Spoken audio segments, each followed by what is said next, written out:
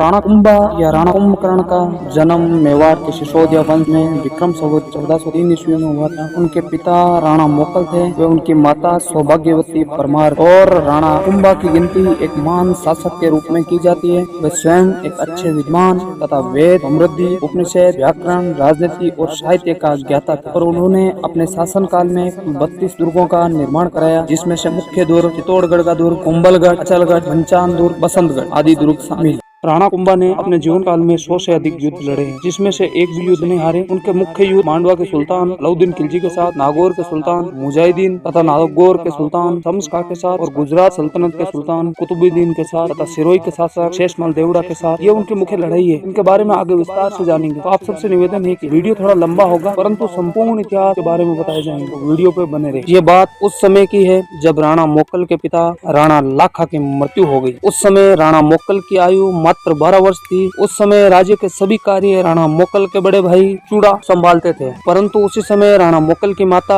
हंसाबाई को व्यर्थ में शक होने लगा कि मौका मिलने पर चूड़ा राज्य पर स्वतंत्र अधिकार स्थापित न कर ले। जब इस बात की स्वामी भक्त चूड़ा को आवाज हुआ तो वे वहाँ से मांडू के दरबार चला गया। वहाँ उसे सम्मान पूर्वक रखा गया। अब यह समय ये है कि मोकल ने अपनी शक्ति का संगठन करना शुरू कर दिया और एक के बाद एक शत्रु पर विजय प्राप्त कर ली। उसके बाद लगभग 1428 में फिरोज खां को रामपुरा के युद्ध में परास्त किया। जालौर और सांबर देश को और गुजरात के अहमद खां को कई युद्धों में पराजित किया। उसने जाजपुर के किलों के घेरों में भी विजय प्राप्त की और हाड़ों के मान मर्यादा में भी सफलता प्राप्त की। महाराणा मोकल की मृत्यु आपसी मतभेद से हुई। जब महाराणा मोकल जब झिलवाड़ा के भाग में गुजरात के अहमद खां बली के आक्रमण को रोकने के लिए डटे हुए थे, तभी महाराणा खेता के उपपत्नी या दासी के पुत्र चाचा वेमेरा ने अवसर पाकर राणा मोकल की हत्या कर दी। इस हत्या को कराने के पक्ष में मेपा पवार और एका आदि कई सरदार जब हत्या के समाचार जब मेवाड़ पहुंचे, तब अपनी राणा की हत्या को देखकर सभी सरदारों ने तलवारें तान ली। जाहिर सी बात है कि अपने राणा की हत्या हुई है तो तलवारें तो तानेंगे, परंतु चाचा और मेरा ने मौका देखकर वहां से भाग गए, मांडू की तरफ भाग गए। चाचा और मेरा, मेपा पवार और एका चारों साथ में भाग गए। इधर चित्तौड़ की ओर सभी लोग राणा की मौत के कारण दुखी हुए थे।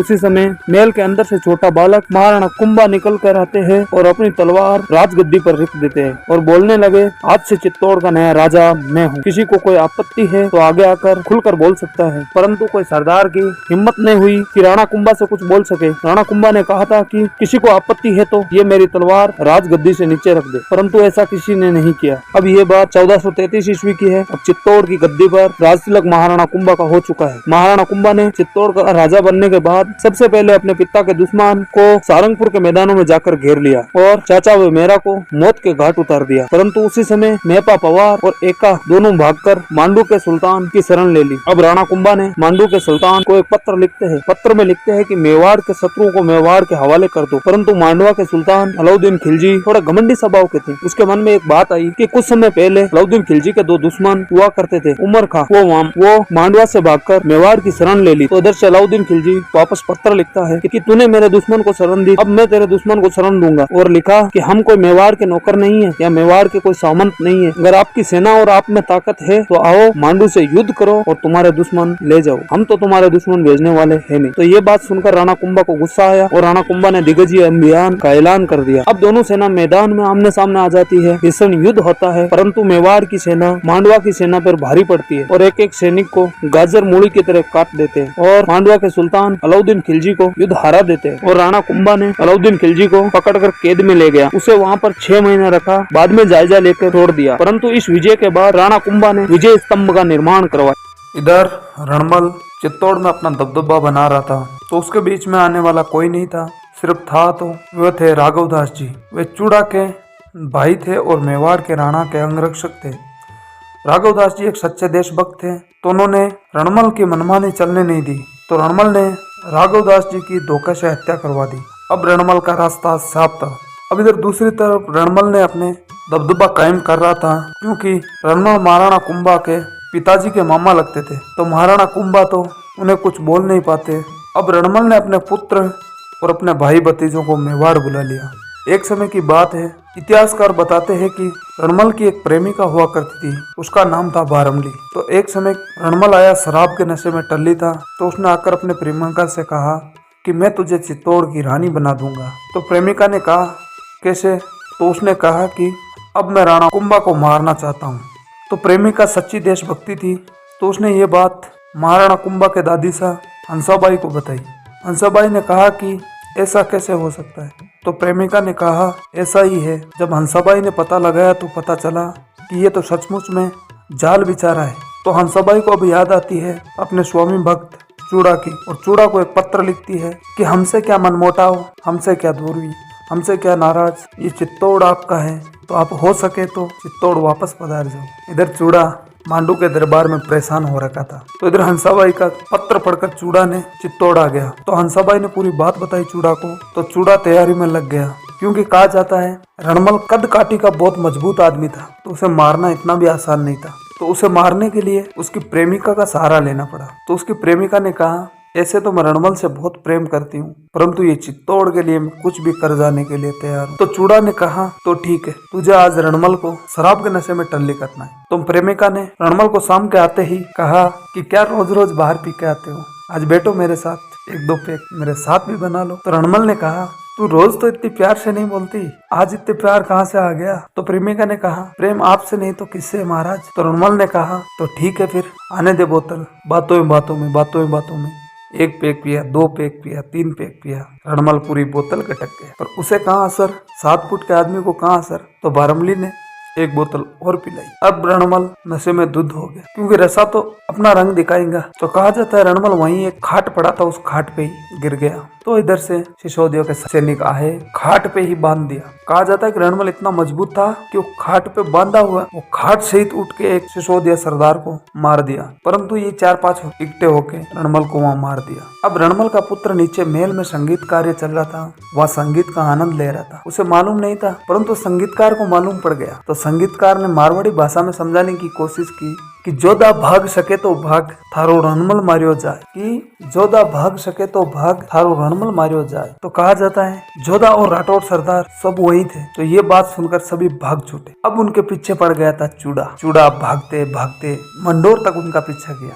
परंतु वो हाथ में आया। तो चूड़ा ने सोचा क्यों ना इनके घर पे ही कब्जा कर लिया जाए। तो चूड़ा ने मंडोर पे कब्जा कर, इधर जोधा भागते भागते बीकानेर तक पहुंच गया। यह जून जुलाई का महीना था, तपती गर्मी, ना पीने को पानी, बहुत हालत खराब हो रखी थी। तो कहा जाता है बीकानेर के पास में कोहिनी बोल के गांव तक पड़ता है। वहां जाकर वो पीछे देखता है कि पीछे कोई आ तो नहीं रहा है। तो पीछे तो कोई आता नहीं। तो अब जाके उसको कहीं ना कहीं विश्वास आया। तो उसे बहुत प्यास लगी थी और थक भी चुका था। तो उसने देखा सामने एक किसान की कोई ढाणी थी। तो वो भागते भागते उधर गया। वहां जाने से पहले वो थक के घोड़े के ऊपर नीचे गिर गया। तो जैसे ही घोड़ा घर के सामने खड़ा हुआ तो घर पे किसान तो था नहीं, किसान की वाइफ थी। तो महिला बाहर निकली, देखी घोड़ा खड़ा है, आदमी ऊपर लेटा हुआ है। तो महिला गई, उसके पास में गई, उसको नीचे उतारा, पर वो होश में नहीं था। तो उसने पानी के छिट्टे विट्टे मारे, पानी दिया, और अब पानी पिलाया तो थोड़ा बहुत उसको होश आया। तो कहा जाता है कि मारवाड़ी वैसे ही मनवार के बहुत काचे होते हैं। तो महिला ने जोधे से कहा कि आप खाना खाओगे क्या? तो जोधा तो भूखा था। तो जोधा ने कहा ठीक है लियो। तो महिला ने उसको बिठाया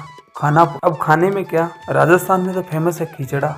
तो उसने थाल भर के खिचड़ा लाई और बीच में घी डाल दिया। जब जोधा खाने लगा तो जोधा के हाथ जल गए। तो महिला ने कहा कि तुम मारवाड़ के जोधा के जैसे पागल हो। उसने कहा कैसे? क्योंकि महिला को मालूम नहीं था कि जोधा यही है। कि देखो जोधा भी सीधा मंडोर पर हमला कर रहा है और वो मंडोर को जीतना चाहता है, लेकिन उसको मालूम है मंडोर राजधानी है और वो वहीं बीच में हमला करता है, ना कि आसपास के छोटे बड़े गाँव में। वैसे ही तुम पागल हो, इसको साइड साइड से थोड़ा खाओ तो आप बीच में पहुंच जाओगे। वहां से जोधा ने ये 2 सीख ली, पहला तो मंडोर पे कब्जा कैसे करना है और दूसरा कि खिचड़ा कैसे खाना है। तो करीब जोधा ने 15 साल तक मंडोर के आसपास के छोटे इलाकों में कब्जा करता रहा। करीब उसने 15 साल तपस्या, परंतु वो मंडोर पर कब्जा नहीं कर पाए। तो उसने हंसाबाई को एक पत्र लिखा और कहा कि बुआ जी मेरा घर मंडोर मुझे तो वापस दे दो, बहुत हो गया अब खून खराब। तो हंसाबाई ने राणा कुंभा को कहा कि मेरे परिवार वालों ने, मारवाड़ के लोगों ने मेवाड़ से क्या ही मिला, रणमल आया वो भी मारा गया, वैसे भी मंडोर उनकी ही जागीरी है, तो ना हो सके तो उन्हें वापस दे दो। दादी सा की बात मानकर राणा कुंभा ने संधि कर, उस संधि का नाम दिया गया अवल बावल की संधि। और मारवाड़ की जितनी भी जागीरी थी वो जोधा को सौंप, और ये वही जोधा है जिसने जोधपुर बचाया। अवल बावल की संधि का मतलब है जहाँ वहाँ तक आंवला के पेड़ है, वो इलाका तो मेवाड़ का जहाँ से बावड़ चालू होते हैं, जैसे बबूल कांटीले पेड़, एकदम रेगिस्तान, वो दे दिया जो। इनकी सीमा पाली जिले में गाँव पड़ता है सोजत इनका बॉर्डर पॉइंट। अब दिन बीतते गए और जोधा और राणा कुंभा के बीच अच्छी मैत्री हो गई। राणा को कोई जोधा से तकलीफ नहीं थी, जोधा को कोई राणा से तकलीफ नहीं थी।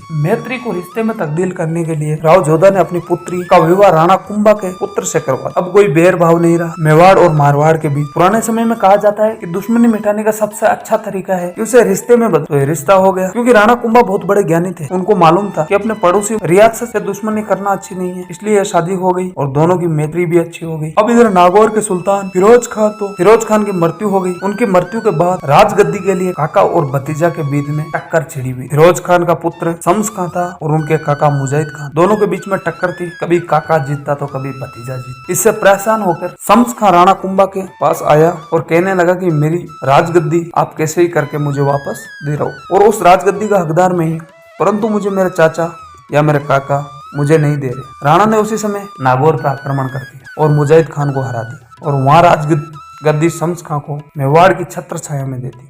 परंतु कहा जाता है कि टेढ़ा आदमी टेढ़ी बात करता। अब कुछ दिनों बाद शम्स खान ने किले की मरम्मत करवाई। अब मेवाड़ को टैक्स पानी देना बंद कर दिया, तो एक बार फिर राणा कुंभा ने नागौर पर कब्जा कर लिया। तो वहां से शम्स खान गुजरात के सुल्तान कुतुबुद्दीन के पास भाग गया।